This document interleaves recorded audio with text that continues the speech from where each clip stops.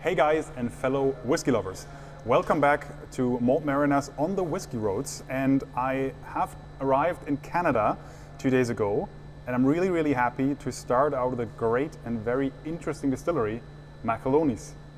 And I'm here with Dr. Graeme Macaloney, the founder and master whisky maker here at Macaloneys Distillery.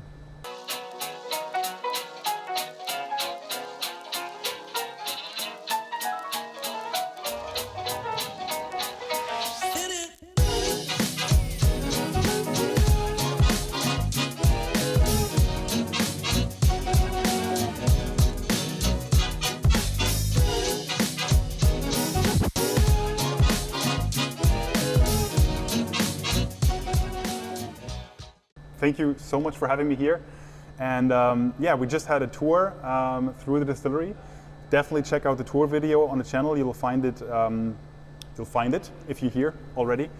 And now we are here to just have a little chat about Canadian whiskey and obviously your whiskey as well.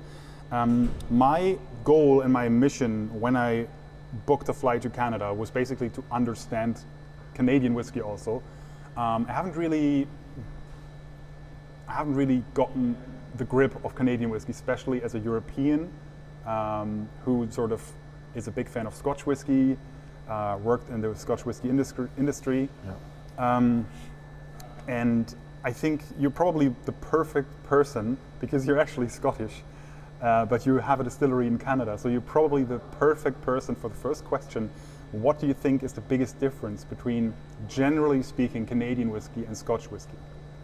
I mean, it's a tough question because if you came to Canada, 15, 20 years ago, it would be pure rye. There'd be no single malt whiskey whatsoever. Yes. So you're looking at your big brand distilleries, half a dozen of them, the newest being 40 Creek, right? Yeah. That was it, rye whiskey, nothing else. However, Scotch connoisseurship is ranked, Canada's ranked number 7 in the world, just after Germany, number 6 for consumption of Scotch single malt. So there's been a lot of interest in single malt, and so there's a new cohort, just as in Europe, a new cohort of craft distillers coming along. Yes. And Macaloneys, I think, has pretty much been on the vanguard of that. So there's some really great single malt whiskey distilleries across Canada now. So would you say then that, because for me as a whiskey lover, when I look at the world category, I would, for example, at the States, the US, I would look at the States as a classic or original whiskey nation from bourbon and rye perspective, but I would look at them as a new world whiskey in the single malt category. Would you say that is more like sort of the same for Canada? So you mentioned there's old school, old brands of Canadian whiskey, and there's sort of like the new kids on the block kind of brands. Absolutely. Yeah, I think that really summarizes it. I don't know if I'd have a lot to add to that, honestly. That nails it. Okay, so would you say then that there is no, is there a national profile to Canadian whiskey? So that's a big question, right? I honestly feel that, if you look at Japanese whiskey, it's essentially Scotch single malt whiskey, perhaps finessed with some Japanese culture. Yeah. When it comes to New World whiskies, whether it's German New World, well, that's not New World, but craft. For whiskey, I would say it is New World whiskey. Yeah. Australian, Tasmania, Canada, America. I think for me, the players that are the quality players are looking to do classic styles of whiskey. So in our case, it's classic single malts and classic single pot stills. Sons of Vancouver, it'd be classic rye whiskies. And I think those craft distillers anywhere in the world that aspire to do the classics, but perhaps with higher quality, because there's a greater focus on quality ingredients, quality casks, etc. Craftsmanship that puts aside cost over quality. I think that's where we differentiate. So it's not by geography per se. I think it's by, quality craft versus the big boys. Yeah. how would you say that? Because I try to wrap my head around Canadian whiskey. I read the book from David Kergomont. I'm not sure if I'm pronouncing that name right. I'm really sorry. I don't think he'll watch this video, but he actually sent me an email to recommend some distilleries to visit. It's a great book. If you ever get the chance to try to read it, I would certainly recommend to do that if you want to understand Canadian whiskey. But I still haven't really understood it, to be honest, because for us Scotch whiskey lovers, the regulations are quite clear. I mean, Scotland has a really strict and easy to understand policy how to make whiskey, like 3 years in a day in oak casks. Single malt has to be distilled in a pot still. So that's easy for me to understand.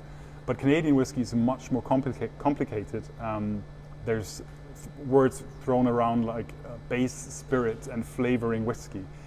But I mean, before we come to your whiskey in particular, because I think you're not really working in that category, how would you explain that type of whiskey to somebody like me who's more familiar with single malt Scotch whiskey?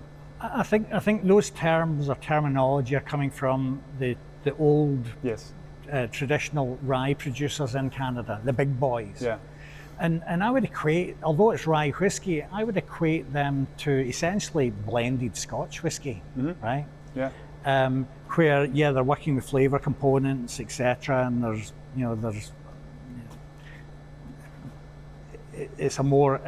it's priced more accessibly. Yes. It's perhaps not the connoisseur's drink. And then there's single malt. Yeah. Right.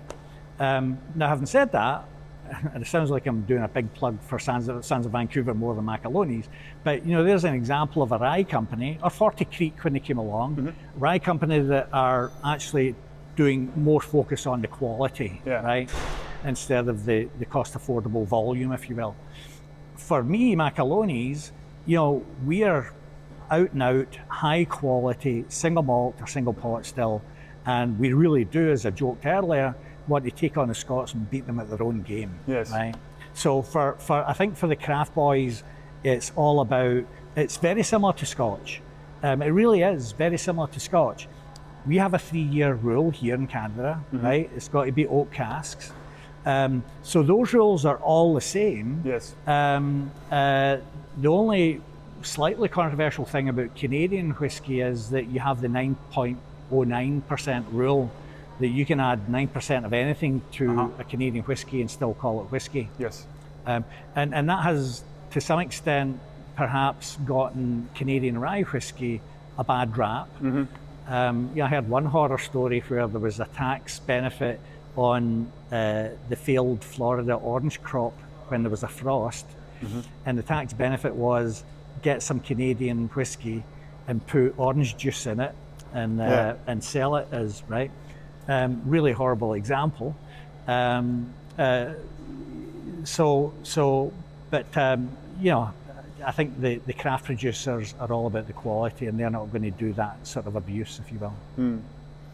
So if you're like me, trying to sort of put a national whiskey category and trying to put it in one box, so to speak, it sounds like it's really complicated with Canadian whiskey, because on one hand, you guys have such a long history, and such an old history in whiskey. Yeah. I mean, Canada is one of the oldest whiskey countries in the world, with Scotland and Ireland and America, the States.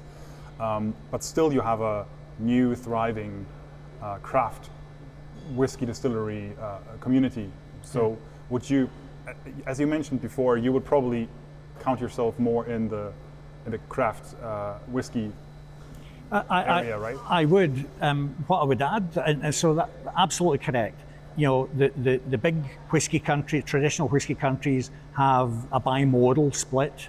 The big traditional boys, big spirits, and then the new craft. But Germany, okay, you don't have traditional big companies, but you have craft sector, right? Yeah. And I think your craft sector, our craft sector, Australia's, etc. The one thing I found interesting when I went to Ireland, and this is the juxtaposition of big spirits and craft. Yes. When I went to Ireland to study the traditional Irish method, which we do as the triple-distilled pot still, I met the master distiller at Middleton Distillery. And in the past, they wouldn't be very necessarily collegial with the Scots. There was two competitive industries. Yes. But now they've opened their doors. And he explained that we're happy to share the traditional Irish method because we're concerned that all these craft guys, all these yahoos that come along, might spoil the reputation of the traditional industry. And I thought that was a very progressive observation, is that, yeah, you can have craft guys. We had one horror story in Canada, no names mentioned. Yes. He would put a sliver of wood into a bottle with new make and call it whiskey. Oh boy. Now, I don't think they The traditionalists are they don't on the exist toast. anymore, Yes. and it was against the law. Yes. Right. Okay. But so I think the craft sector, as much as I say the guys that are going to be successful are taking the best of the traditional industry and doing better with better ingredients, you've got to watch that some of these guys don't go off the deep end and maybe drag down the reputation of single malt whiskey by doing something that's like too funky. Yeah. Yeah, that's the story between Irish and Scotch is very interesting. So did you think in terms of when they opened the doors, in terms of talking to you, you mean they thought they'd rather help you to make a good pot still whiskey than to ruin the pot still category? Absolutely, Okay. absolutely. Yes. And then if I can't resist it, but by having learned best Scotch practices on a traditional process, I then took the Irish traditional process, applied best practices to that, and then our Kildare won World's Best Irish against the Pride of Ireland, 21 and 27-year-olds. So. I mean, probably not best Irish, because it's not an Irish whiskey. It's Best triple pot still. Yeah. Okay. Yeah.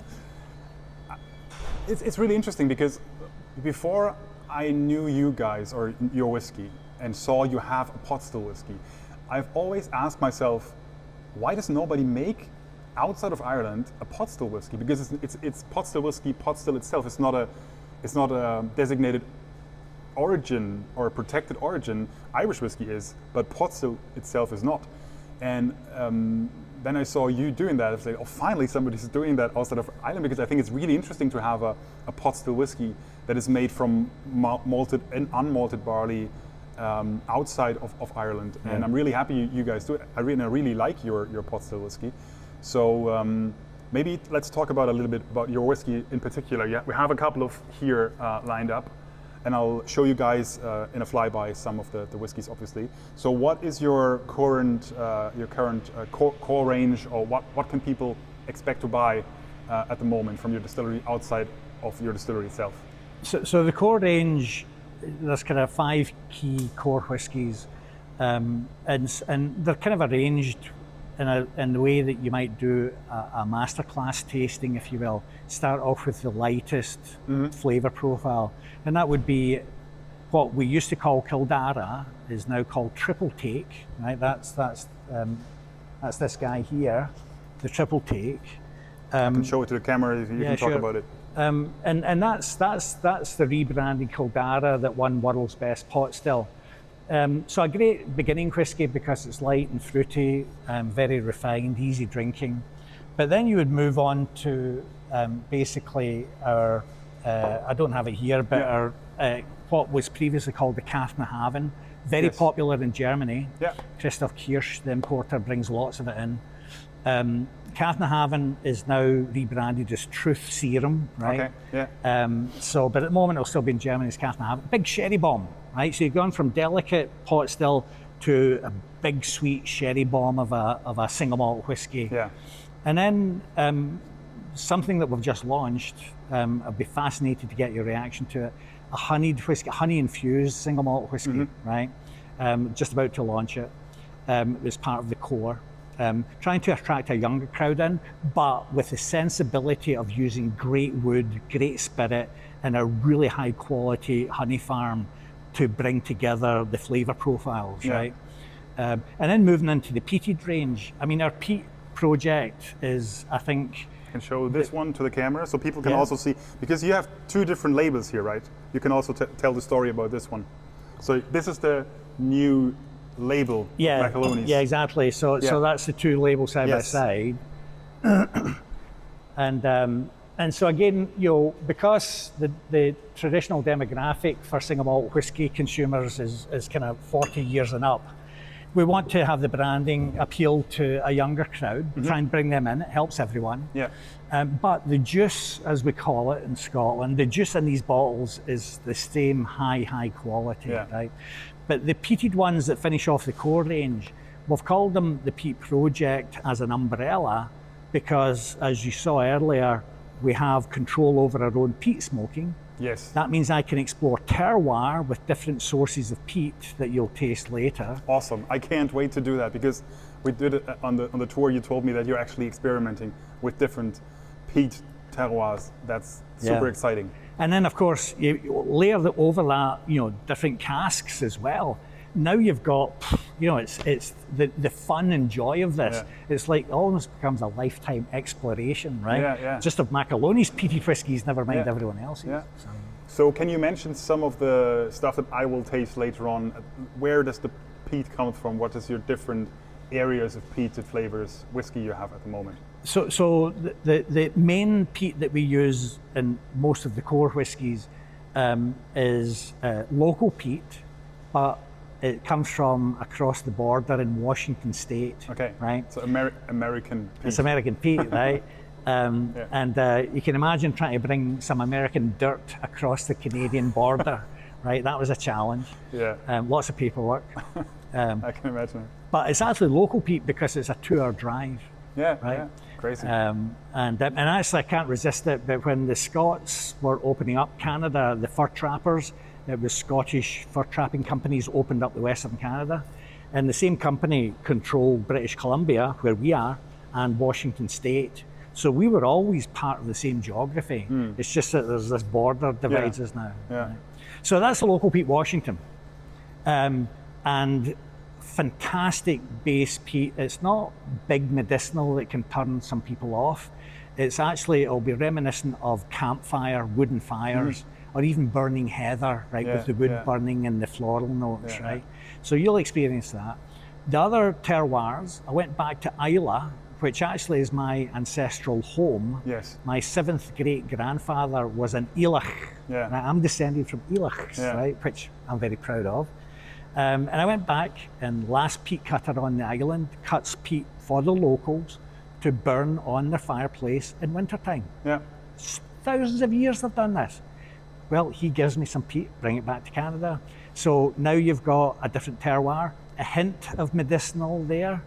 And then the other main peat source that you'll try today, West Coast inspiration, but even traditional Scottish Irish inspiration, seaweed. Okay. Because in Scotland and Ireland, I grew up eating seaweed as a kid, as a snack, right? A dried snack. In the old days, they would dig seaweed into the peat to fertilise the peat. But here on the West Coast, we've got one of the most pristine environments on the entire planet on the west coast of Vancouver Island. First Nations, the Native Americans, farm the seaweed there, and we collaborate with a company that works with them.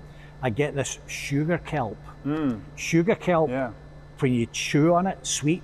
When you burn it on top of the peat, sweet smoke. And when you taste it, the maritime influence is undeniable. It's spectacular. Sounds really, really fun. Yeah. There is one other peat coming along. It's local Canadian peat, and the fun story behind that was some engineers building a road. Civil engineers dug through this peat bog, and they came running over like 2 kids at Christmas time because they're peat enthusiasts, peaty whiskey enthusiasts. We found some peat, Graeme. We found some peat. We went out and figured out how to harvest this, but I had to get a crew of volunteers to dig this out of the ground. And I put an email out, and all these peat heads came out the woodwork. I told them, "You're working for a Scotsman for no money," and they all volunteered. One of them, even a Canadian, turned up wearing a Scottish kilt because this was such a celebration of whiskey making history, to go dig some local peat to make peated whiskey here. So that's the Canadian Vancouver Island peat, and it'll release in about a year. Herbal, like lemongrass, thyme, cardamom, totally different terroir. Yeah. Just absolutely amazing, the difference in terroir. Yeah, exciting. I can't wait. Yeah, that sounds really interesting. So you're a Canadian-based whiskey producer. If you could change any of the regulations or the law behind whiskey in Canada, do you have any specific thing you would change? No, I don't think there is a need to change it. Maybe. Yeah, I think what could be fun would be to be able to use alternative wood types. Yes. Because all of the casks by regulation in Scotland and Canada must be oak casks. Okay. Yeah. But it'd be kind of cool Yeah. to try different, apple wood or whatever, right? Yeah. See what it is. Now, with my peat project and with my smoker, Yeah. one of the things in future I'd like to do Okay. is actually do wood smoked Yeah. grain, wood Yeah, smoked yeah. barley, You right? can do that. Yes. And so now you can explore applewood, cherrywood, etc. In Europe, we have this tradition of smoked food, Yes. smoked cheese, smoked meats.